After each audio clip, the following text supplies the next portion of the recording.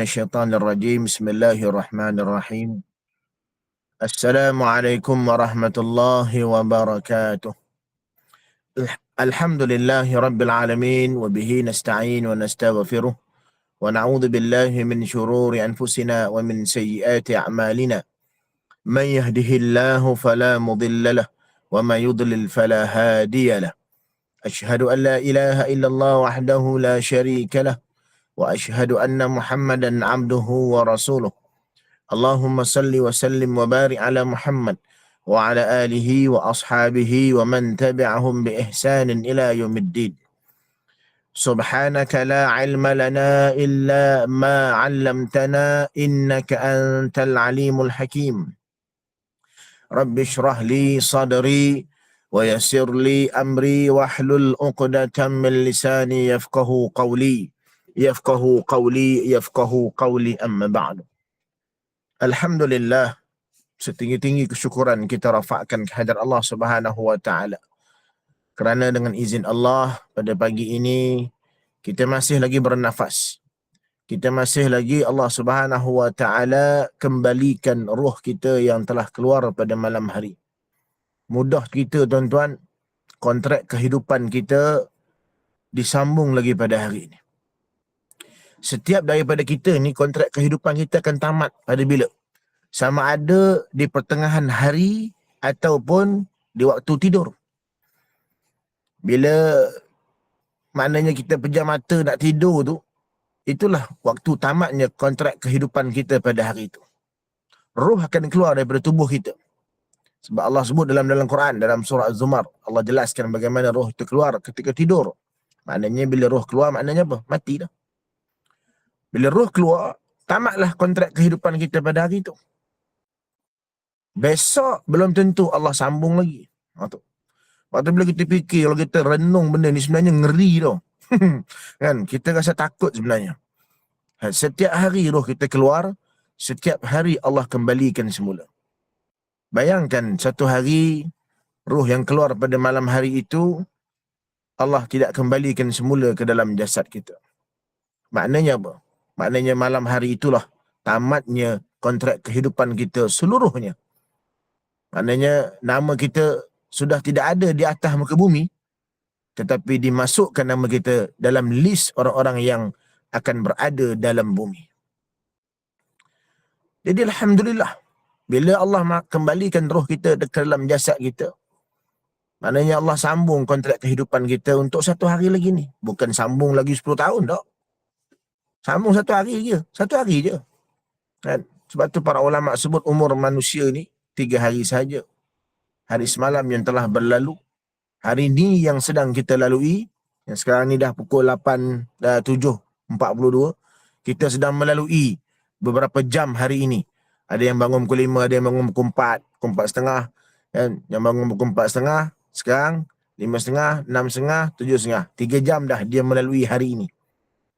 Adakah dapat menghabiskan hari ini? Wallahu a'lam, tak tahu. Ada yang kontraknya disambung sampai 12 tengah hari saja. Ada yang disambung 4 petang, ada yang disambung kejap lagi pukul 9. Tamat. Dan kata ulama, hari kematian yang berada di hadapan kita. Bukan esok masih ada. Ayat esok masih ada itulah sebenarnya menyebabkan kita bertangguh dalam melakukan kebaikan. Jangan anggap esok masih ada. Anggaplah hari ini diberi peluang oleh Allah Subhanahu wa taala untuk melaksanakan kebaikan demi kebaikan. Kerana sifat orang beriman itu fastabiqul khairat, berlumba-lumba dalam melakukan kebaikan. Jadi tuan-tuan dan puan-puan sekalian, mudah-mudahan Allah Subhanahu wa taala memanjangkan usia kita. Allah Subhanahu wa taala mengurniakan kebaikan demi kebaikan buat kita di dunia dan juga kebaikan di akhirat. Dan kemuncak ataupun penutup kepada kebaikan di dunia itulah yang disebut sebagai husnul khatimah. Itu kemuncak kebaikan. Kebaikan yang paling agung atas dunia ini, bila mana Allah Subhanahu wa taala mengurniakan kita pengakhiran yang terbaik, husnul khatimah. Dan kebaikan di akhirat yang paling agung, kemuncak kepada kebaikan di akhirat, ialah bila mana Allah Subhanahu wa taala mengurniakan syurga yang kekal abadi kepada kita. Sebab di akhirat nanti, alam akhirat tu banyak. Bermula dengan alam barzahnya, kan, bermula lepas tu alam mahsyar, alam perhitungan dan sebagainya. Jadi kita minta setiap alam akhirat yang kita akan lalui nanti, bermula pada alam mahsyar, bermula pada alam barzah, alam mahsyar, alam perhitungan dan sebagainya, Allah bagi kebaikan demi kebaikan. Sebagaimana Allah beri kebaikan demi kebaikan pada kita atas dunia ni, bermula dengan alam janin lagi. Kita keluar kan, jadi baby, alam kanak-kanak, alam remaja, alam dewasa, sampailah kita kembali kepada Allah Subhanahu wa taala. Kebaikan demi kebaikan yang Allah kurniakan kepada kita. Mudah-mudahan Allah Subhanahu wa taala mengurniakan kebaikan di dunia dan kebaikan di akhirat buat kita, dan mudah-mudahan Allah Subhanahu wa taala istiqamahkan kita dalam melakukan kebaikan di atas dunia ini, insya-Allah. Amin, Allahumma amin. Baik, muslimin muslimat sidang jemaah yang dirahmati Allah, kalau tuan-tuan dan puan-puan masih ingat saya pada kuliah yang lepas, kita bersiaran beberapa kali dalam membahaskan berkenaan dengan Syiah, sama ada Syiah secara umum yang berada di seluruh dunia ini, dan sedikit kita sempat membicarakan berkenaan dengan Syiah di Malaysia. Kita tak sempat, kalau tak silap saya, kuliah yang terakhir itulah, kuliah berkenaan Syiah di Malaysia, perkembangan Syiah di Malaysia ni kita tak sempat nak selesaikan, kalau tak silap saya lah. Yang tu kita belum dapat satu tarikh yang sesuai untuk kita bahaskan berkenaan dengan Syiah yang berada di Malaysia, perkembangan dia, bagaimana dia bermula, kan, bagaimana dia berkembang, negeri-negeri mana yang dia paling banyak, bagaimana cara dia mengembangkan ajaran dia, dan siapa ketua dia. Setiap negeri ni ada ketua dia.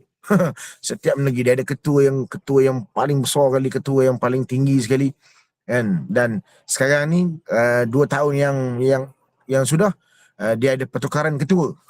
Ketua dulu tu dah tak jadi ketua dah. Jadi orang lain pula naik jadi ketua Syiah di Malaysia ni. Baik, itu tak apalah, nanti kita bincang dengan Opah macam mana kalau kita dapat sambung kembali. Ya, insya-Allah. Opah siapkan slot tu nanti, insya-Allah. Baik, insya-Allah. Baik. Muslimin muslimat sidang jemaah yang dirahmati Allah. Pagi ni kita nak sebut sikit, kita nak bicara tentang Ramadan sebenarnya. Saya sengaja meletakkan tajuk motivasi Ramadan. Maknanya sebenarnya bila kita nak berhadapan dengan Ramadan ni, dia sebenarnya bukan cara kita berhadapan dengan Ramadan ni bukan seperti bulan-bulan lain.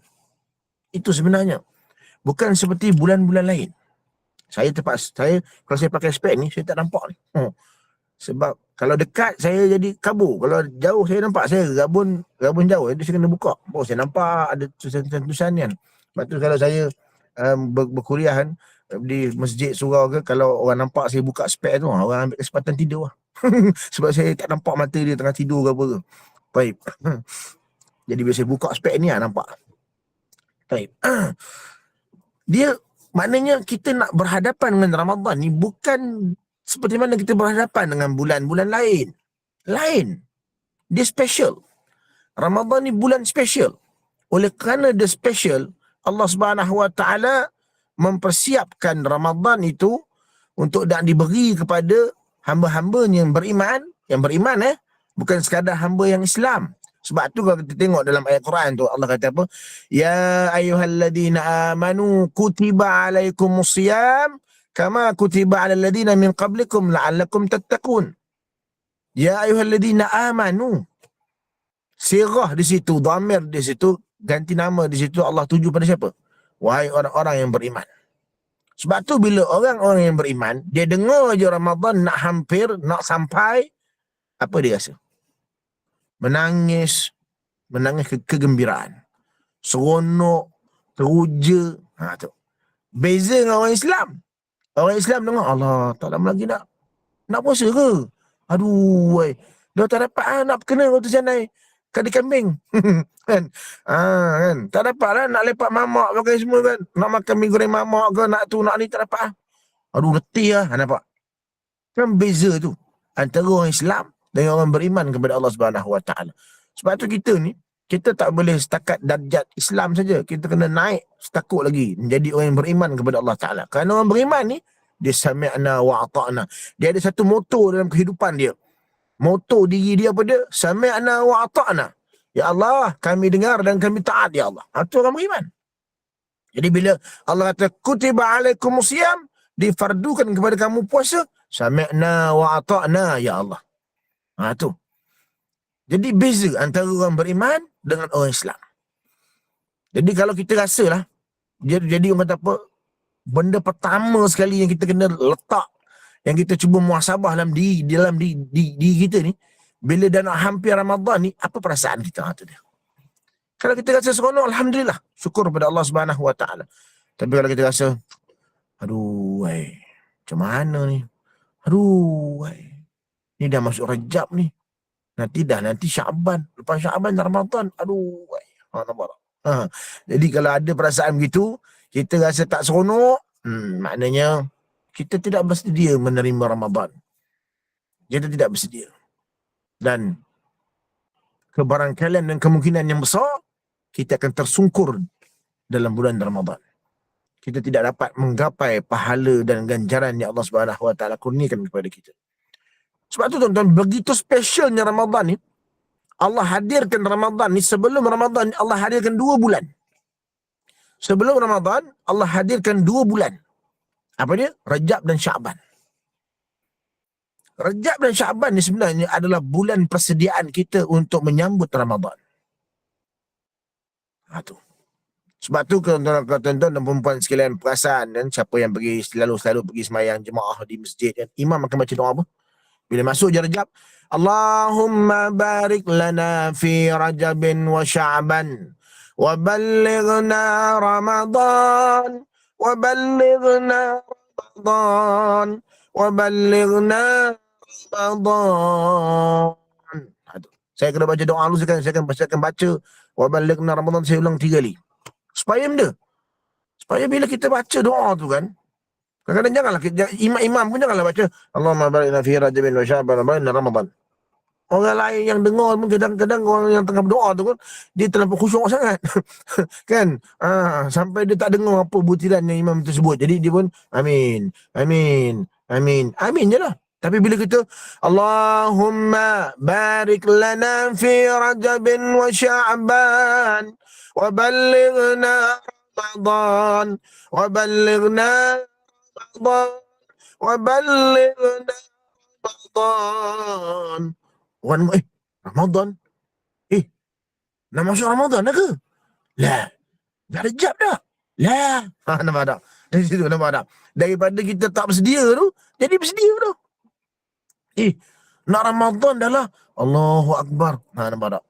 Itu antara tujuan kenapa kena baca doa tu. Kan? Baca dengan kuat. Baca dengan sebutan yang nyaring. Imam-imam sekalian lah. Jadi bila dengar je, nak Ramadan dah. Allahu Akbar. Rasa macam baru je Ramadan. Kan? Nak Ramadan dah. Jadi bila orang beriman ni dengar je perkataan Ramadan, sentap jiwa dia. Teruja teramat sangat. Ya Allah, nak Ramadan dah. Allahu Rabbi. Suka sangat-sangat. Tu dia. Kan? Dan kenapa kita mohon Allahumma barik lana fi Rajabin wa Sya'ban? Kenapa kita mohon barakah pada Allah Subhanahu Wa Taala? Mohon keberkatan daripada Allah Subhanahu Wa Taala terhadap bulan Rajab dan Syaban. Mohon keberkatan kepada kita dalam bulan Rajab dan Syaban. Kenapa? Benda-benda gini sebenarnya kita kena ambil perhatian. Kita kena kaji, kita kena belajar. Baru kita datang semangat, kita datang seronoknya bila nak melakukan ibadah kepada Allah Subhanahu Wa Taala. Tuan-tuan dan perempuan muslimin muslimat sidang jemaah yang dirahmati Allah. Kita minta barakah dalam bulan Rajab dan Syaban ni, tujuan dia ialah apa? Okey. Saya dah sebut tadi bahawa Allah datangkan Rajab dan Syaban ni sebagai bulan persediaan dalam bulan Ramadan. Bulan persediaan untuk menghadapi Ramadan. Jadi, maksud persediaan tu apa? Okey. Dalam bulan Ramadan ni, apa yang sinonim dengan Ramadan? Apa dia? Pertamanya, jenis orang-orang yang, tak boleh mengumpat lah, jangan mengumpat lah Ramadan ni. Nampak tak? Itu kan. Jom pergi semayang. Kena semayang banyak-banyak ni Ramadan ni. Jom baca Quran. Kena baca Quran banyak-banyak ni Ramadan ni. Jom zikir. Kena zikir banyak-banyak ni Ramadan ni. Kan? Lepas tu, jomlah. Sedekah banyak-banyak. Jomlah. Nampak tak? Ramadan ni mudah cerita sinonim dengan kebaikan. Kebaikan. Maknanya, masuk Ramadan ni, kita kena banyak-banyak buat kebaikan. Tapi macam mana kita nak banyak-banyak buat kebaikan? Kalau sebelum Ramadan tu, sepanjang bulan-bulan sebelum Ramadan tu, kita jarang sekali buat kebaikan. Kita jarang sekali baca Quran. Kita jarang sekali berzikir. Jarang sekali semayang sunat, semayang tahajud, bangun tengah malam dan sebagainya. Jarang sekali bersedekah. Macam mana kita nak dapat buat kebaikan dengan sempurna pada bulan-bulan Ramadan? Silap-silap dia berlalu begitu saja. Sebab tu Allah hadirkan Rajab dan Sya'ban. Baik. Berbalik kepada kenapa kita kena mohon keberkatan pada bulan Rajab dan Sya'ban ni, sebab apa? Barakah ni dia turun dengan package. Dia beza kalau kita berdoa, ya Allah ya Tuhanku, kurniakanlah aku hidayah, ya Allah, hidayah je lah. Ya Allah ya Tuhanku, kurniakanlah aku rahmat, ya Allah, rahmatmu ya Allah, rahmat je lah. Tapi bila kata, ya Allah, kau kurniakanlah keberkatan dalam kehidupanku, ya Allah. Kau berikanlah keberkatan dalam rezekiku, ya Allah. Kau berikanlah keberkatan dalam keluargaku, ya Allah. Barakah ni dia turun dengan package. Apa dia? Dia turun dengan hidayah, dia turun dengan rahmat Allah Subhanahu Wa Taala. Itu barakah. Jadi sebab apa kena minta barakah pada bulan Rajab dan Sya'ban? Sebab bulan Rajab ni bulan persediaan untuk kita buat baik banyak-banyak. Bersedia untuk buat baik banyak-banyak. Sebab apa? Sebab nanti kat Ramadan nanti kita nak buat baik dengan banyak. Jadi Rajab dan Sya'ban lah bulan persediaan dia. Sepatutnya macam saya pernah sebut dulu kan, saya amat tidak bersetuju lah kalau kita kata Ramadan ni bulan tarbiyah. Tak. Sebab bila kita jadikan Ramadan bulan tarbiyah, masuk Ramadan baru nak jadi baik, masuk Ramadan baru nak zip mulut daripada mengumpat, masuk Ramadan baru nak ambil Quran, masuk Ramadan baru nak berzikir, baru nak bersedekah dan sebagainya. Agak-agak lah kita boleh dapat tak Ramadan tu ganjaran dia dengan sempurna? Tak. Ramai orang yang tersungkul dalam bulan Ramadan. Baca Quran setakat hari pertama, kedua, ketiga, keempat, kelima je. Lepas tu tak baca dah. Sebab apa? Sebab dia tak pernah baca Quran. Benda tu tak biasa dalam kehidupan dia. Ramai orang yang berzikir sikit-sikit hari pertama, kedua, ketiga je ribu-ribu. Hari keempat, kelima, 3 kali pun payah. Penat dah. Malah bersedekah begitu juga. Bangun malam semayang begitu juga. Sebab benda. Sebab dia tak pernah buat benda tu dalam bulan-bulan lain. Jadi tak apalah. Mungkin kita banyak sangat urusan dunia dan sebagainya. Kita terpaksa cari rezeki. Kadang-kadang tak sempat nak berlama-lamaan di atas tikar sejadah, di atas tikar semayang, dalam surau, masjid dan sebagainya. Tak apalah. Allah Maha Pengasih lagi Maha Penyayang. Allah datangkan 2 bulan Rajab dan Sya'ban. Ni 2 bulan ni mu kena buat betul-betul. 2 bulan ni mu kena sungguh-sungguh buat baik. Sungguh-sungguh. Jadi okey. Baik ya Allah. Aku nak train diri ni jadi orang baik. Nak buat kebaikan demi kebaikan bermula pada Rajab dan Sya'ban. Bagaimana kebaikan demi kebaikan yang kita nak buat tu boleh berjaya kalau tanpa hidayah dan rahmat Allah? Tu. Sebab tu minta Allah mabarik lana fi Rajabin wa Sya'ban. Minta Allah beri keberkatan kepada kita dalam bulan Rajab dan Sya'ban. Barakah ni datang dengan hidayah dan rahmat. Hidayah lah tuan-tuan sebenarnya yang mendorong kita untuk melakukan kebaikan. Tanpa hidayah, tuan-tuan dan puan-puan tak berada pada pagi ini dalam kuliah duha ni. Tak ada. Tak ada. Tanpa hidayah, tuan-tuan dan puan-puan tak ada dalam ni. Tanpa hidayah, tuan-tuan dan puan-puan tak ada masa bacaan Yasin tahlil oleh ustaz sebelum ni. Tak ada. Tanpa hidayah, tuan-tuan dan puan-puan tak sampai ke masjid. Tak sampai ke surau. Tanpa hidayah, tuan-tuan dan puan-puan takkan selak, takkan buka Al-Quranul Karim. Tanpa hidayah, tuan-tuan dan puan-puan akan pandang je tabung masjid tu berlalu begitu saja. Tanpa hidayah, tuan-tuan dan puan-puan tidak akan memandang fakir miskin yang meminta-minta sesuap nasi itu dengan pandangan kasihan belas, pandangan kasih sayang. Tak ada. Tak ada. Kita pandang begitu je. Hidayah lah sebenarnya mendorong kita melakukan kebaikan. Sebab tu orang Islam wajib minta hidayah pada Allah. Orang beriman kepada Allah wajib minta hidayah daripada Allah Subhanahu Wa Taala. Jangan kita salahkan persepsi kita atau hidayah ni hanya untuk orang bukan Islam je, Ustaz. Orang bukan Islam, dia perlukan hidayah untuk dia masuk Islam. Orang Islam perlukan hidayah untuk dia melakukan kebaikan. Okey, hidayah dapat dah. Allah dorong kita buat kebaikan. Tapi ada satu lagi perkara yang akan menggagalkan kebaikan yang kita nak buat tu. Apa dia? perasaan seronok, perasaan teruja, perasaan gembira untuk melakukan kebaikan tu, kalau tak ada ketika melakukan kebaikan, kebaikan tu akan berlalu begitu saja. Kita buat pun sekadar buat je macam begitu saja. Kita macam tak rasa seronok. Ramai orang pergi semayang, betul tak? Ramai orang pergi semayang dekat masjid. Tapi cuba tengok seorang-seorang tu semayang dia macam mana. Ada yang semayang Allahu Akbar. Oh, semayang betul-betul. Allahu Akbar kabira walhamdulillahi kathira. Nampak? Daripada riak wajah dia, cara takbir dia macam seronok dengan semayang. Kan? Allahu Akbar, subhana rabbil azim wa bihamdi, subhana rabbil azim wa bihamdi, sami Allahu liman hamidah. Seronok nampak dia semayang. Kan? Nampak dia semayang tu macam seronok lah. Kan? Gitu. Ada semayang. Allah. Bismillahirrahmanirrahim. Alhamdulillah.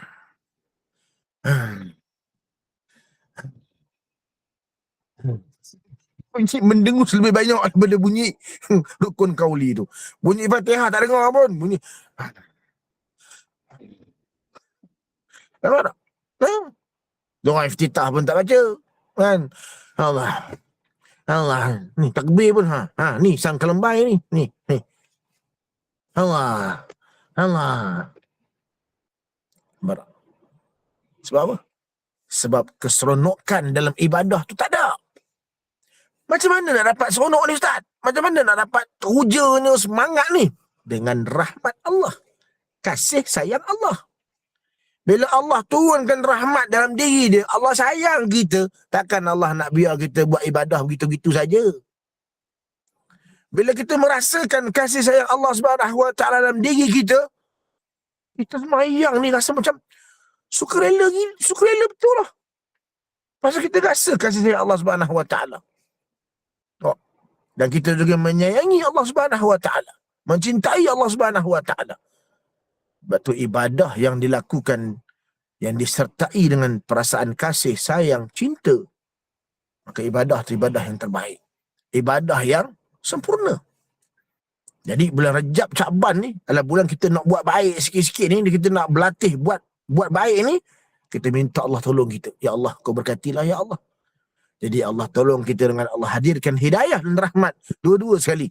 Sebab tu kita dapat melakukan kebaikan demi kebaikan dengan baik. Bermula Rajab, Syaban, yang tinggal baki berapa hari ni? Lebih kurang 9 hari. 9 hari lagi kita akan masuk Ramadan. Kan, kalau kita tengok kalender tu kan, 12 Mac, hari Selasa adalah hari pertama Ramadan. Dia benda yang sahih. Yang sahih tuan-tuan, tuan-tuan dan puan sekalian, selepas Quran dan sunnah Nabi ialah kalender naga. Kalender naga tu kalau dia kata hari Selasa puasa, percayalah, memang Selasa lah puasa. Tu dia. Itu benda sahih. Kan? Pada zaman saya kecil lagi kan, kalender naga tak pernah mengecewakan saya. Tengok aja bila tarikh raya, itulah tarikh dia. Tak payah sibuk-sibuk nak tunggu kan pengumuman penyimpan mohon besar. Sebelah kanan pegang blender yang dia yang ada yang mesin cili, bawang merah, bawang putih, halia, lengkuah bagai semua nak masak rendang. Sebelah tangan lagi pegang senduk kan. Dengar semua kan. Bila diumumkan esok raya, baru nak siram, baru nak tuang kan blender tu kan, baru nak masak rendang. Tak payah. Masak aja. Dan tengok kalau besok raya tu, besoklah raya. Kecuali ada 2 tahun sudah, 2-3 tahun sudah ke 2 tahun sudah yang raya mengejut tu. Patut raya lusa, tiba-tiba besok raya diumumkan. Kelang kabut orang. Kelang kabut orang pergi beli barang bagai apa semua kan. Ada sekali tu kan. Tu. Ini baru-baru ni lah, dalam 2-3 tahun sudah kalau tak silap saya kan. Patut ikut kalender tu raya lusa, tiba-tiba besok diumumkan raya kan. Baik. Jadi bila hidayah itu datang, bila rahmat itu datang, Allah Subhanahu Wa Taala kan, maknanya datang hidayah kepada kita, datang rahmat kepada kita dengan sebab barakah tadi, insya-Allah kebaikan demi kebaikan dapat kita buat dengan baik dan sempurna. Bermula Rejab ni buat sikit-sikit tuan-tuan. Puasa pun buat sikit-sikit kan. Puasa dalam seminggu 2-3 kali saja kan. Lepas tu sedekah kalau bulan-bulan lain duit biru kan, duit RM1 masuk Rejab bagilah duit hijau pula. Kemudian masuk Syaban bagi duit merah pula kan, upgrade sedikit demi sedikit. Masuk Rejab aja masuk gear 1, gear 2. Gear 3, gear 1, gear 2, gear 3. Masuk Syaban gear 4, gear 5 kan. Masuk je Ramadan gear 6 turbo. Turbo betul. Itu kaedah dia. Ini ada orang masuk Rejab aja dia bantai puasa sampai sebulan. Masuk Syaban dia bantai puasa sampai sebulan. Ni siapa ngajar? Ni tak ada orang ajar ni, tak ada orang ajar. Minta maaf lah kalau dalam ni ada yang buat benda ni. Kan? Masuk Rejab je dah puasa sebulan. Masuk Syaban je dah puasa sebulan. Habisnya penyudahnya bila masuk Ramadan, dia dah flat. Dia dah, aduh penat lah pula kan. Dah 2 bulan puasa berturut-turut. Dia nak puasa sebulan lagi. Akhirnya Iblis masuk jarum. Iblis kata apa? Tak apa. Engkau dah puasa 2 bulan tu banyak pahala dah tu. Kau ingat senang-senang ke nak puasa 2 bulan berturut-turut tanpa miss. Kau dah buat tu. Memang terbaik. Banyak pahala kau. Jadi Ramadan ni kau buat sikit-sikit pun tak apa. Kan top up apa-apa yang kurang pada Rejab dan Syaban. Nampak tak Iblis masuk jarum macam tu. Sedangkan mentelamak kita ialah Rejab dan Syaban. Ialah Ramadan. Bukan Rejab dan Syaban. Rejab Syaban tu untuk nak latihan kita saja. Yang menjadi matlamat kita, motivasi objektif kita apa dia? Ramadan. Lepas tu Rejab, gear 1, gear 2. Penghujung Rejab, gear 3. Masuk Syaban, gear 4, gear 5. Kan? Masuk je Ramadan, gear 6, turbo. Tahu betul? Ini kalau masuk Rejab dah gear 1, gear 2, gear 3, gear 4, gear 5. Masuk Rejab, Syaban, gear 6, turbo. Kan? Dah pecut kau-kaunya. Masuk Ramadan, meletup gear box. Itu yang tidur, itu yang ibadah pun tak buat, Quran pun tak baca. Dah penat. Apa kesilapan kita? Kita ni banyak sangat buat benda yang Nabi tak suruh tau. Banyak sangat buat benda yang Nabi tak suruh. Nabi tak suruh anak-anak kecil-kecil tu dilatih dengan puasa, kita latih puasa. Kita suruh dia puasa, kita tak bagi dia makan minum. Kawan saya, isteri saya punya kawan, 2 orang anak mati sebab puasa. Jangan main. 2 orang anak mati sebab puasa. 2 orang lah, orang yang lain lah. Tapi seorang-seorang yang mati, seorang tu mati. Mati umur anak 7 tahun. Disuruh puasa. Anak tu dah balik sekolah letih dah, mak tak tahan, mak nak minum. Alah sabarlah sikit je lagi sikit je lagi. Nanti bila dah azan nanti mak kejut tak apalah, tidur. Nampak? Dia tak suruh pun sembahyang zuhur, dia tak suruh pun sembahyang asar. Sedangkan yang Nabi suruh apa? Sembahyang. Nabi suruh ajar sembahyang umur 7 tahun. Bukan suruh ajar puasa. Ini kita suruh dia puasa. Bangun dah pukul 3 pagi, pukul 4 pagi kan, terkebir budak tu kan nak makan nasi lok ayam. Pukul 4 pagi. Tak pernah hayat dia makanan. Pukul 4 pagi. Kita pun kejut suruh makan. Besok tu dia letih dah. Dia dah haus. Dah tahap gaban dah punya haus kan. Dia merangkak daripada pintu depan sampai ke bilik tu. Dah macam John. Help me. Kan? Kita tak apalah. Sikit lagi. Itulah yang kawan isteri saya buat. Kejut-kejut bila azan maghrib dah. Halo bangun. Dah ni dah buka dah. Memang mak masakkan apa nasi goreng yang sedap ni. Pegang anak sejuk dah. Ni biru habis, muka pucat. Mati dah tuan-tuan. Jangan main. Suka sangat buat benda yang Nabi tak suruh, dia yang payah tu. Nabi tak suruh puasa Rejab 30 hari, kita puasa pasal apa? Nabi tak suruh puasa Syaban 30 hari, kita puasa pasal apa? Aisyah kata, aku tak pernah tengok Nabi puasa sunat paling banyak kecuali bulan ni. Bulan Syaban. Syaban je Nabi puasa sunat banyak, iaitu hari ni puasa, besok tak puasa. Puasa tak puasa. Habis kita pergi bantai sampai Rejab pun 30 hari, Syaban pun 30 hari. Akhirnya Ramadan hancur lebur. Itu dia. Jadi muslimat sidang jemaah yang dirahmati Allah. Tadi ada pertanyaan keluar tadi, saya nampak tadi. Apakah makna taufik? Taufik ni dia sama macam hidayah. Kan? Sebab tu orang bila sebut kan, wabillahi taufiq wal hidayah. Dia gabung dengan dua. Taufik dan hidayah ni maknanya sama. Iaitu petunjuk. Dan petunjuk daripada Allah Subhanahu Wa Taala. Taufik itu pun petunjuk, hidayah itu pun petunjuk. Cuma dia kalau dalam maksud mudahnya perkataan serti lah. Perkataan serti. Taufik wal hidayah. Kan? Bahasa Arab ni kena ni lah. Dia ada banyak perkataan yang serti. Dan juga kadang-kadang bahasa Arab ni, kita dalam negara kita ni, masyarakat Melayu kita ni banyak sangat guna perkataan bahasa Arab yang salah. Contoh lah ni saya nak bagi tahu. Kalau dalam ni yang masih belum tahulah, yang dah tahu tu alhamdulillah, yang belum tahu. Kan bila berlaku kematian, AJK Khairat Kematian pun hantarlah mesej ke dalam grup surau, ke grup kampung, ke grup taman, ke duka cita, dimaklumkan bahawa Fulan bin Fulan telah kembali ke rahmatullah pada jam 6.30 petang tadi di Hospital Serdang, di Hospital Kuala Lumpur contohnya kan. Okey. Sesiapa yang ada ke lapangan, mari sama-sama kita hadir ke surau kerana jenazah akan tiba dalam pukul 10-11 nanti untuk sama-sama kita menguruskan jenazah almarhum kan. Mudah-mudahan Allah Subhanahu Wa Taala mengampunkan dosa-dosa, Allah yarham, dan ditempatkan di kalangan hamba-hambanya yang beriman. Itu lelaki. Yang perempuan pula duka cita dimaklumkan bahawa Fulanah binti Fulan telah kembali ke rahmatullah bla bla bla bla bla. Kemudian mudah-mudahan Allah Subhanahu Wa Taala mengampunkan dosa-dosa, Allah yarhamah. Tidak? Tidak? Allah yarham untuk lelaki, Allah yarhamah untuk perempuan. Betul tak betul? Jawapannya salah. Kenapa Ustaz? Yang saya belajar Ustaz, kalau perempuan letak ta marbutah belakang tu, jadi lelaki Allah yarham, perempuan Allah yarhamah lah. Tu. Letak ta marbutah belakang tu betul dah. Tapi letak pada perkataan tu salah. Allah yarham. Yarham ni perkataan dia dalam bahasa Arab maksudnya apa? Kata kerja, kata perbuatan. Allah yarham, semoga Allah merahmati. Perbuatan merahmati. Yarham.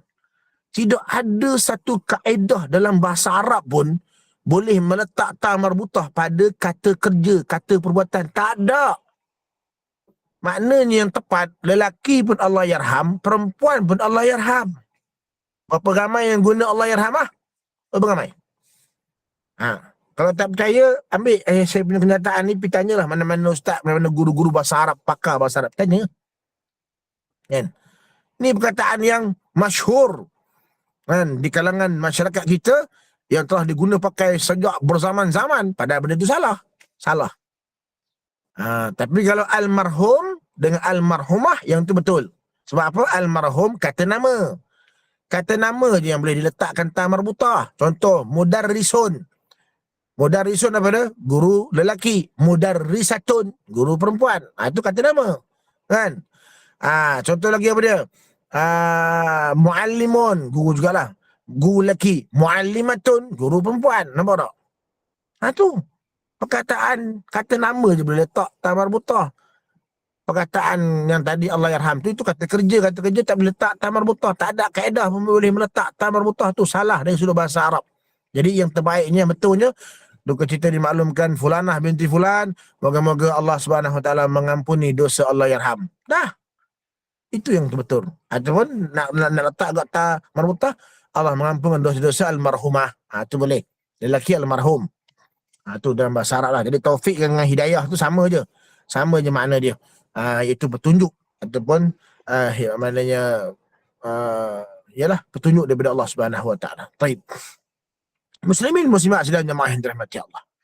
Sebab tu orang yang beriman kepada Allah Ta'ala ni, dia akan bersungguh-sungguh buat kebaikan dalam bulan Rejab, dalam bulan Syaban. Sebab apa? Sebab matlamat dia nak masuk Ramadan ni. Masuk Ramadan, dia masuk year 6 turbo. Dia pecut habis-habisan. Tu betul. Tak. Dia dalam bulan Ramadan ni, orang kata apa? Ustaz, kalau Ustaz tengok kan orang berlari kan, melari kan, dia lari pelan-pelan dulu. Mana boleh masuk turbo tu Ustaz?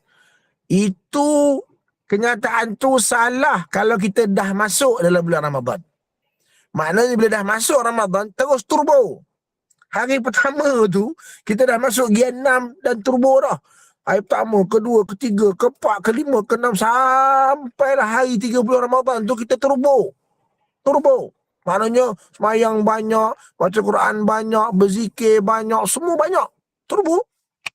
Tu kadang-kadang kita kena pelan-pelan. Pelan-pelannya Rejab dan Syaban tu. Itu yang pelan-pelan. Kan gear 1, gear 2, gear 3. Masuk Syaban, gear 4, gear 5. Nampak tak? Dia pelan-pelan. Masa tu lah, masa tu. Slow. Bila masuk Ramadan ni, macam orang melari ya.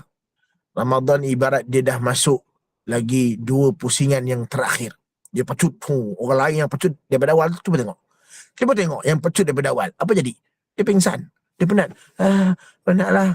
Dia tengok kawan dia pecut. Biarlah, lantak lah. Itulah kita. Bila kita pecut, dah masuk turbo waktu Rejab Syaban, Ramadan lingkup lah. Itulah kesilapan kita.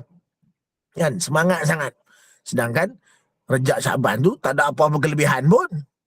Yang lebihnya Ramadan. Ramadan itu yang lebih. Jadi, yang lari pelan-pelan tadi tu kan, bila masuk saja apa Ramadan atau bila masuk aja 2 pusingan lagi yang dah nak habis tu, dia pecut. Yang lain semua tinggal cici. Nampak? Gitu dah. Kita Rejab Syaban ni kita pelan-pelan tambah sikit. Masuk Ramadan kita pecut. Barulah kita dapat mencapai segala ganjaran pahala yang ditentukan oleh Allah Subhanahu Wa Taala dalam bulan Ramadan. Sebab tu saya sebut tadi, kita nak berhadapan dengan Ramadan ni tidak seperti kita berhadapan dengan bulan-bulan lain. Dia special, dia istimewa. Dia ada step, dia ada flow dia yang kita kena ikut. Barulah kita dapat capai apa yang Allah tentukan dalam bulan Ramadan. Kalau kita tak ikut step dia, tak ikut flow dia, tak ikut kaedah dia, tak ikut apa yang Nabi tunjuk, apa yang Nabi ajar, bermula pada Rejab, Syaban, Ramadan kita hancur. Ramadan kita habis, jahanam. Bila dah habis tuan-tuan, bila kita renung balik kan, nanti bila dah masuk Syawal kan, kita fikir balik, teruknya Ramadan aku bulan ni, tahun ni. Ya Allah, mudah-mudahan dapatlah sampai pada Ramadan tahun hadapan, aku nak buat sungguh-sungguh. Itulah yang kita buat setiap tahun, betul tak? Itulah yang kita buat setiap tahun. Dah habis Ramadan, baru nak rasa menyesal. Kan? Minta Allah sampai kita pada Ramadan tahun hadapan. Dah masuk Ramadan tahun hadapan nanti, sama juga kita buat. Sama juga. Sebab tu tuan-tuan dan puan-puan muslimin, muslimat sidang jamaah yang dirahmati Allah. Pentingnya kita mengaji, pentingnya kita belajar, menuntut ilmu. Kan? Supaya kita dapat melaksanakan ibadah yang Allah tentukan kepada kita ni dengan sempurna, dengan seronok, dengan cemerlang. Ada flow, ada step dia. Lepas tu bila kita nak berhadapan dengan Ramadan ni, kena berhadapan dengan suatu cara yang sempurna, yang special. Bagaimana caranya? Menuntut ilmu. Belajar. Perkara pertama yang kita kena tanya dalam diri kita, sudah bersediakah kita untuk menerima kedatangan tetamu yang istimewa, iaitulah Ramadan? Tepuk dada, tanya iman kita. Dah sedia belum? Dah siapkan kelengkapan belum? Apa kelengkapan dia? Semangat, seronok, gembira, teruja, ilmu. Ilmu yang pertama sekali. Tanpa ilmu, amalan itu macam hamba saja. Sebab tu disebut dalam satu riwayat, al-jahilu adu wallah walau kana abidan. Orang jahil tetap dianggap musuh Allah walaupun dia seorang ahli ibadat. Kena belajar. Macam kelas-kelas yang dianjurkan oleh Spark ni kan. Kelas online. Setiap masa, 1 hari sampai beberapa kelas ada. Tadi dah baca Yasin, sambung yang kuliah duha. Kan? Kok ada lagi lepas ni kuliah lain nanti. Besok kuliah lagi. Join. Sebab tu Imam Syafi'i pernah sebut apa dia?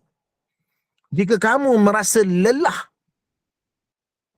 jika kamu tidak tahan dengan lelahnya belajar, maka bersedialah untuk tahan dengan peritnya kebodohan. Jika kamu tidak tahan dengan lelahnya, maknanya sukarnya, susahnya, dia macam ni. Kau tujuh tadi ke pukul 6.30 tadi, 6.30 masih ni kan. Contohlah pukul 7 tadi ke start kan baca Yasin semua, dah kena online bagai semua. Lepas tu nak menghadap lagi kan, ada kuliah duha lagi. Lelahnya, penatnya. Kata Imam Syafi'i, kalau kamu tidak tahan dengan lelahnya belajar, lelahnya menuntut ilmu, maka bersedialah untuk tahan dengan peritnya kebodohan. Kata-kata tu, kalau bagi orang yang ni sentap nyaman. Belajar tak tahan, malah nak belajar, penatlah, susahlah, itu inilah. Bersedialah untuk menahan keperitan kebodohan. Peritnya bodoh, kebodohan. Sebab tu dia sebut tu, orang jahil tetap dianggap musuh Allah walaupun dia seorang ahli ibadat. Jadi setakat gairah nak beramal tak cukup. Dia tak sampai pada tahap maksimum keseronokan itu. Sebab tu bila kita nak berhadapan dengan sesuatu yang istimewa, sudah tentu kita kena ada ilmu. Kena ada ilmu. Lepas tu saya sebut tadi, kita nak terima kehadiran Ramadan lebih kurang dalam 9 hari lagi ni, dah bersediakah kita? Ilmu-ilmu tentang Ramadan, kan? Semangat kita, kan? Kesungguhan kita, keseronokan kita, dah bersedia belum? Pertama sekali, kita tengok, adakah kita dah meletakkan niat untuk berhadapan dengan Ramadan, untuk menerima Ramadan ataupun belum? Orang yang tidak meletakkan niat untuk menerima Ramadan, orang ini belum bersedia. Belum bersedia untuk menerima Ramadan. Dia begini dah, macam kita kan. Kita letak niat, kejap lagi hari ini hari Jumaat, contoh kan. Bagi yang lelaki lah, hari ini Jumaat. Hari ini nak pergi Masjid Putrajaya lah. Daripada rumah dia ke Masjid Putrajaya lebih kurang dalam 10 km, contoh.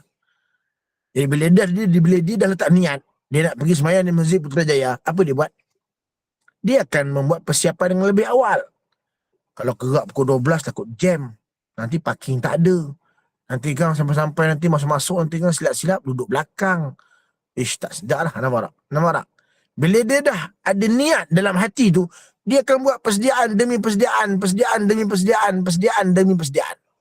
Dia pun baca Quran tu sikit kan, baca surah Kahfi ke bagai semua kan, lebih kurang pukul 9.30 kan, pukul 9 itu dia pun pergi makan tu ke sarapan bagai semua. Okay, pukul 10 pun semua kan, tengok buat kerja sikit apa-apa yang patut, dia pun start lah mandi. Mandi sunat Jumaat kan, dan kelebihan yang Allah beri pada hari Jumaat.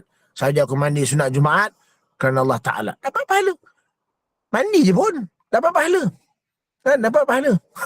Kan? Tapi jangan tambah pula saja aku mandi sunat saja aku mandi sunat Jumaat 2 rakaat mengikut imam kerana Allah Ta'ala. Naya Pak Karim. Jangan tambah begitu pula. Saja aku mandi sunat Jumaat kerana Allah Ta'ala. Dah mandi. Dia mandi siap-siap kan. Dan sebelum tu dia dah setrika jubah, dia dah pilih jubah mana yang dia nak pakai, dia setrika siap-siap, lepas tu dia letak minyak wangi standby, lepas tu dah siap mandi, dia pakai jubah kan, pakai semua kan, dia semua minyak wangi semua, lepas tu dia start enjin kereta pukul 11 dah keluar. Sebab benda takut jam, parking tak ada dan sebagainya. Nampak tak? Bila kita dah niat, kita ada niat dalam hati kita, kita akan buat persediaan. Yang jadinya kita jadi tak bersedia menerima Ramadan ni, kita tak niat pun. Kan kita macam kita anggap Ramadan ni macam bulan-bulan lain lah. Datang lah kan. Masuk satu Ramadan, masuk je lah kan. Puasa je lah. Kan? Tak makan lah. Tak minum lah kan. Lepas tu tahan diri daripada mengumpat semua. Biasa je. Maka Ramadan kita hanya setakat tahan makan, tahan minum, tahan mulut daripada mengumpat, tahan mata daripada melihat benda-benda keji, tahan telinga daripada mendengar benda-benda mungkar. Itu saja. Kita tahan daripada buat benda-benda tu semua tu, sekadar kita tahan je lah. Kan? Pahala, keberkatan dan sebagainya, tak nak. Nampak tak? Bila kita tak bersedia, kita hanya Ramadan tu akan berlalu begitu saja. Perbuatan kita sama seperti bulan-bulan lain. Quran kita tak baca, semayang kita tidak upgrade, kita tidak tambah dan sebagainya. Dan semayang ni macam satu contoh semayang kan. Ilmu semayang ni kena upgrade tuan-tuan dan perempuan sekalian. Saya baru-baru ni saya ada tegur beberapa orang jemaah di masjid surau yang semayang atas kursi ni. Berapa ramai yang semayang atas kursi yang mengambil ilmu semayang atas kursi ni daripada atuk nenek moyang dia je. Daripada ayah dia, ayah pada atuk dia, atuk pada moyang dia, moyang pada tok nyong, tok tongok semua adalah tata semua. Dia ambil daripada orang atasan dia. Tanpa dia mengkaji dan menilai adakah amalan tu betul ataupun tidak.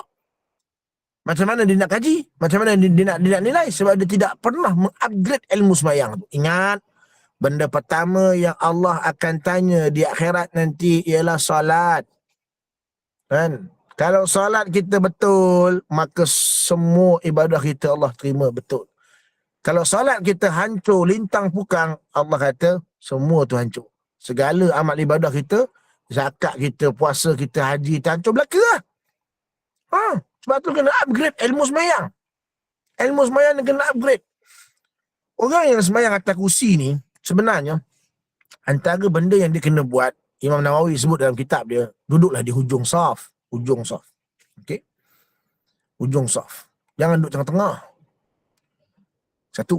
Yang kedua, kaki kerusi tu, kalau dia daripada mula dia memang duduk atas kursi, dia bertakbir tu ihram, Allahu Akbar, takbir pun dia memang duduk atas kursi, maka kaki kursi itu berada di saf.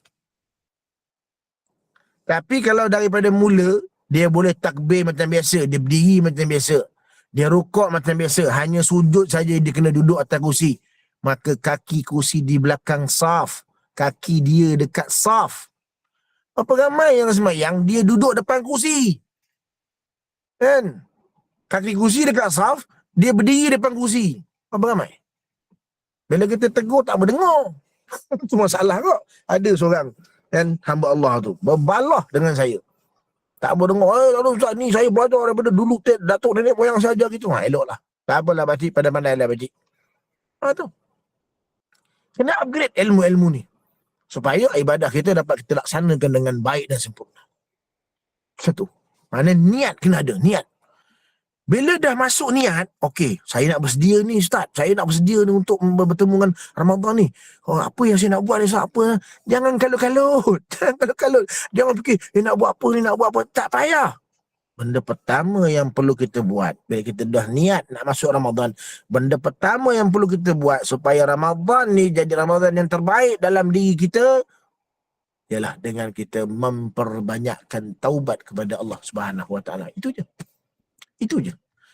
Kita ni kadang-kadang kita rasa tak seronok semayang kan, kita rasa tak seronok nak buat kebaikan, kita rasa berat tubuh kita nak buat kebaikan dan sebagainya. Sebab apa? Sebab bebanan dosa yang banyak dalam diri kita. Dosa-dosa itulah juga antara sebab kenapa kita tak seronok dalam melakukan kebaikan, menghalang kita dalam melakukan kebaikan. Orang yang hatinya mahmum, sahabat tanya, ya Rasulullah, hati mahmum ni apa? Mahmum ni hati yang at-taqiyyu wan-naqi. Apa dia? Hati mahmum ialah hati yang at-taqiyyu, hati yang bertakwa kepada Allah, dan an-naqi, hati yang bersih, hati yang suci daripada segala sifat-sifat madhmumah. Itu. Bila hati ni bersih, hati ni suci kan, insya-Allah kita buat kebaikan dengan mudah dan sempurna. Sebab tu Ramadan ni sebenarnya dia adalah bulan untuk mengosongkan perut dan bulan untuk memenuhkan jiwa. Jiwa kita ni, bulan-bulan lain kosong. Apa yang kita isi dalam jiwa kita ni, benda-benda mungkar, benda-benda mazmumah, mengumpat, dengki, hati dan sebagainya yang kita isi dalam jiwa kita. Kan? Lepas tu kita makan banyak, makan sehingga kenyang melampau-lampau. Kenyang itu, perut yang besar itu, yang makan banyak itu menyebabkan kita malas nak buat ibadah dan sebagainya. Maka masuk Ramadan, Allah Subhanahu Wa Taala yang Maha Pengasih lagi Maha Penyayang, masuk je Ramadan, kan, Allah kurniakan kepada kita Ramadan ni, kita usaha untuk kosongkan perut. Maknanya apa? Masuk Ramadan ni makan tu pada-pada lah. Buka make nasi sesenduk ke, kan, kuih 2-3 biji ke, kurma, dah. Bukan nasi 2-3 gantang, 2-3 pinggan no. Waktu sahur nasi lagi. Saya sepanjang Ramadan dengan sahur saya tak makan nasi, saya tak makan pun. Saya ambil kurma je, 3 biji, kemudian saya minum minyak zaitun. Minyak zaitun ni dia adalah lemak sihat. Kita dapat tenaga, badan kita dapat tenaga daripada mana? Daripada sumber karbohidrat, sumber protein dan sumber lemak. Protein macam kita makan daging ke telur ke. Ada orang dia sahur dia makan telur, dia makan daging kan, pasal nak dapatkan sumber protein. Sebenarnya sumber protein ni merupakan daripada sumber tenaga. Karbohidrat dia tambah lah kan, nasi, tepung semua tu tinggal. Kemudian lemak ni kita nak ambil lemak haiwan tu boleh, tapi kita bimbang lah kan, takut lah pula nak ambil lemak haiwan tu. Kita ambil lemak sihat. Apa lemak sihat? Minyak zaitun, minyak kelapa dara, minum. Saya sahur-sahur kan, saya minum minyak zaitun, 2 sudu, makan kurma, minum air, dah. Alhamdulillah sampai kebuka. Kita buat kerja, saya buat kerja catering kan. Saya ni bulan puasa ni banyak dah surau-surau masjid yang tempah nasi. Brand ni Bombay saya, nasi brand ni Pakistan, nasi Arab Maklubah, brand ni Dam Hyderabad, nasi Uzbekistan Plov kan. Jadi maknanya banyak tempahan daripada surau-surau masjid. Jadi saya nak masak tu masa bila? Masa siang-siang tu lah. Kalau tak ada tenaga tuan-tuan, tombang. Masak sampai 200 pack, 300 pack, 500 pack. Dan kesempatan yang ada ni saya nak beritahu pada jemaah sekalian, saya meniaga di Masjid Hasanah, Masjid Hasanah Bangi. Setiap hari. Kalau hari Senin tu pukul 11.30 pagi sampailah 10 malam. Hari Selasa, Rabu, Khamis 2 petang. Hari Jumaat 1 tengah hari sampailah 10 malam. Semua sampai 10 malam. Kita ada nasi biryani Bombay. Kemudian kita ada goreng-goreng. Siapa nak merasa datang ke Masjid Hasanah Bangi, cari lot gerai yang ada tulis selera di Hasanah. Itu lot saya. Dia ada lot nasi dagang, nasi minyak kan, dia ada lot roti canai, roti bakar, dia ada lot nasi lemak, dia ada lot kopi. Dia ada satu lot saya punya betul-betul di sebelah pagar kecil tu. Selera di Hasanah tu saya punya tu. Jadi bolehlah siapa-siapa yang nak merasa nasi biryani Bombay yang mana satu menu yang special, boleh datang ke kedai saya. Baik, ada persoalan tadi yang tanya orang yang boleh berjalan, datang ke masjid, dia sembahyang terus duduk. Tak sah. Tak boleh ya. Kan? Sebab sembahyang ni, duduk ni untuk orang sakit, untuk orang yang rosak.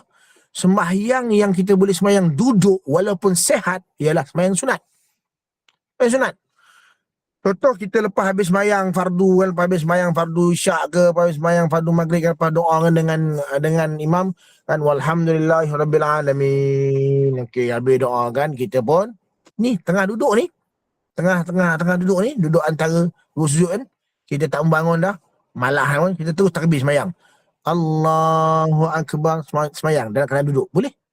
Kita terus sembahyang sunat ba'diyah isyak kan. Sembahyang sunat boleh dikerjakan dalam keadaan duduk walaupun tak sakit. Tapi sembahyang fardu tak boleh. Sembahyang fardu bagi siapa yang mampu berdiri, kena berdiri. Kena berdiri. Sebab tu kadang-kadang saya pelik tengok orang yang sembahyang daripada awalnya duduk. Daripada awal dia duduk. Macam mana dia datang ke masjid? Merangkak ke apa? Daripada kereta tu, dia masuk ke masjid kan dia boleh berjalan. Bila dia boleh berjalan, maknanya dia boleh berdiri. Bila dia boleh berdiri, dia kena berdiri waktu sembahyang. Ni banyak orang yang ambil sambil lewa ni. Ambil remeh-temeh aja, tak apalah aku tak boleh sujud. Melainkan dia tak boleh berdiri lama.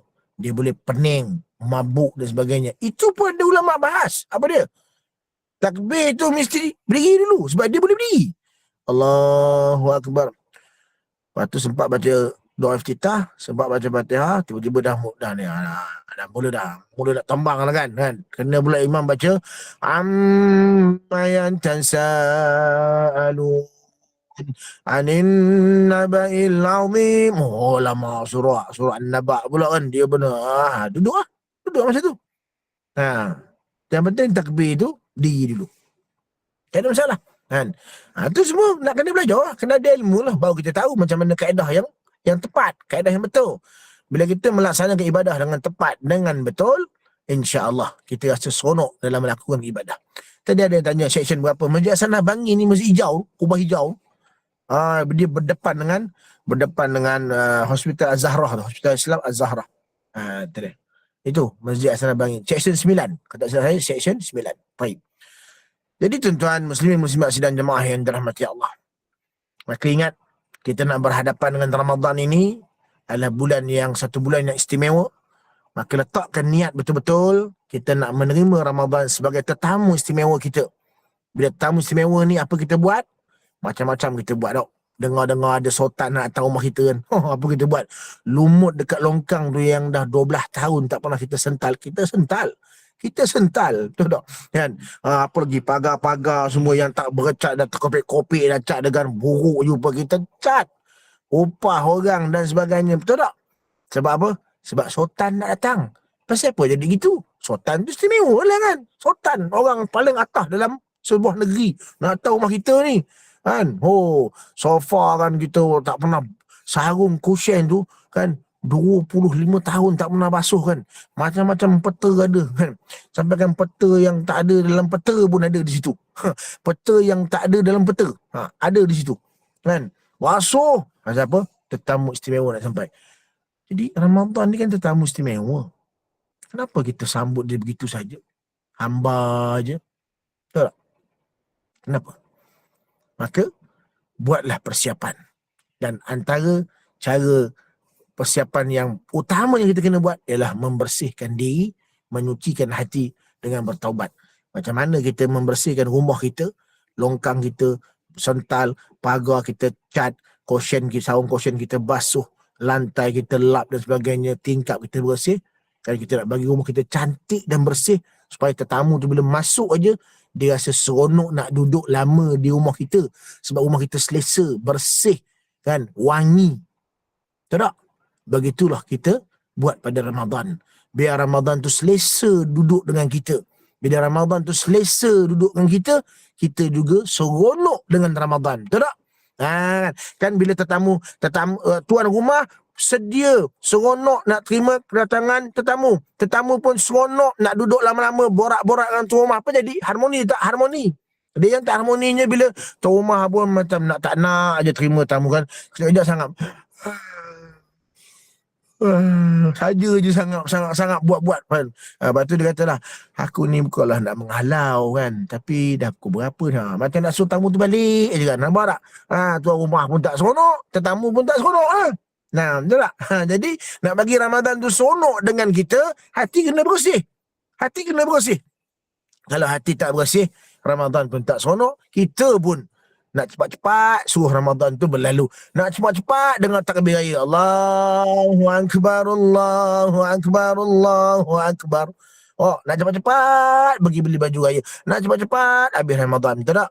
Tu. Jadi, janganlah jadi seperti itu tuan-tuan dan puan-puan, kerana kita tak pasti Ramadan tahun ini kita dapat bertemu ataupun tidak. Apatah lagi bila dah berlalu Ramadan tahun ni, tahun hadapan belum tentu kita dapat bertemu dengan Ramadan pada tahun hadapan. Mudah-mudahan dengan sedikit suntikan motivasi ini tuan-tuan dapat menyuntik semangat kita, dapat menyuntik keazaman kita untuk melaksanakan ibadah Ramadan dengan sebaik mungkin.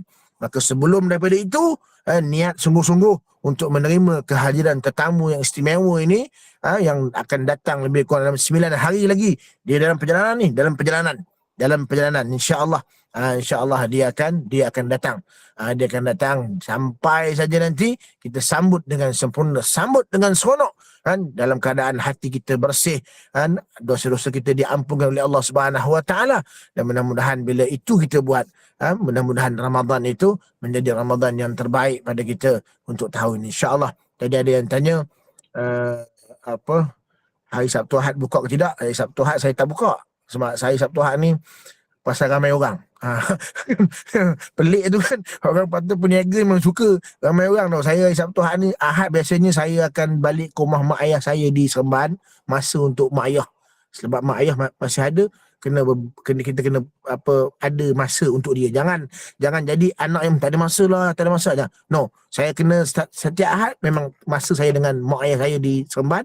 Sabtu pula masa untuk saya membeli barang-barang meniaga bagai semua. Jadi pasal saya hari-hari meniaga tu dah memang dengan kuliahnya. Pukul 6 saya akan berhenti. Adik saya yang kerja di Serdang tu kan sambung masak-masak. Saya pergi kuliah pula. Pukul 6 petang saya pergi kuliah. 9 lebih pukul 10 baru saya balik ke masjid sana untuk closing bagi apa semua. Jadi takut tak sempat, saya ambil Sabtu Ahad tu untuk masalah Sabtu untuk beli barang, Ahad untuk saya bersama ibu dan ayah saya. Dan menu saya itulah menu nasi berani Bombay, goreng-goreng dan sebagainya, insya-Allah. Jadi tuan-tuan muslimin muslimat sidang jemaah yang dirahmati Allah, saya fikir cukuplah sampai setakat ini. Mudah-mudahan kita dipertemukan oleh Allah Subhanahu Wa Taala dengan Ramadan kali ini, dan mudah-mudahan kita dipilih oleh Allah Subhanahu Wa Taala untuk menjadi apa dia? Yang last tu, la'allakum tattaqun. Mudah-mudahan menjadi orang-orang yang bertakwa kepada Allah Subhanahu Wa Taala. Amin. Allahumma amin. Wallahu a'lam bissawab. Aqulu qawli hadha wa astaghfirullahal azim li wa lakum. Wassalamu alaikum warahmatullahi wabarakatuh. Waalaikumsalam warahmatullahi wabarakatuh. Masya-Allah, tabarakallah. Panjang lebar dengan mudah dan dengan begitu semangat kita terima apa yang Ustaz sarankan hari ini untuk menyambut tetamu iaitu bulan Ramadan dengan niat dan dengan untuk membersihkan diri dan juga mensucikan hati menerima tetamu supaya kita boleh beribadah dengan baik, ada kualiti lah daripada tahun-tahun sebelumnya. Alhamdulillah, terima kasih kerana Ustaz memberi ruang dan peluang untuk kita pada pagi ini mendapat sedikit suntikan motivasi supaya jaga diri daripada beberapa perkara yang memang kita lazimi setiap hari mengumpat. Kita jangan baca Al-Quran, kita tak seberapa nak peduli tentang sedekah, zikir pun kurang, kan? Solat sunat pun ikut ada je. Banyaklah tak banyak bertaubat. Jadi alhamdulillah, insya-Allah apa yang Ustaz ingatkan tu, jom semua-semua sahabat-sahabat jemaah semua yang berada bersama-sama kita pada pagi ini yang Allah pilih untuk mendengar kuliah ini, kita cubalah diri kita supaya Ramadan kali ini adalah tetamu yang paling indah untuk kita, insya-Allah. Okey Ustaz, hingga kita berjumpa lagi, tak perlu panjang lebar, kita nak tengok selera Hasanah di Bangi Section 9. Kalau ada kesempatan, siapa yang berdekatan, berhampiran, siapa yang lalu, sila singgah. Jangan singgah Sabtu dan Ahad, Isnin hingga Jumaat saja. Baik Ustaz, untuk itu, hingga kita berjumpa lagi, mohon Ustaz tangguhkan dulu majlis kita dengan tasbih kafarah dan juga surah Al-Quran. Silakan. Baik, kita sudahi majlis kita dengan tasbih kafarah dan suratul As. Subhanakallahumma rabbana wa bihamdi asyhadu an la ilaha illa anta astaghfiruka wa atubu ilaik. Bismillahirrahmanirrahim. Wa nahsina al-insana lafi khusr alladhina amanu wa amilus salihati wa tawassaw bil haqqi wa tawassaw bis sabr. Wabillahi taufiq wal hidayah. Assalamualaikum warahmatullahi wabarakatuh. Waalaikumsalam warahmatullahi wabarakatuh. Terima kasih Ustaz. Terima kasih sekali lagi. Terima kasih Terima kasih Ustaz. Terima kasih Ustaz. Terima kasih Ustaz. Sahabat-sahabat. Terima kasih Opa. Terima kasih Opa.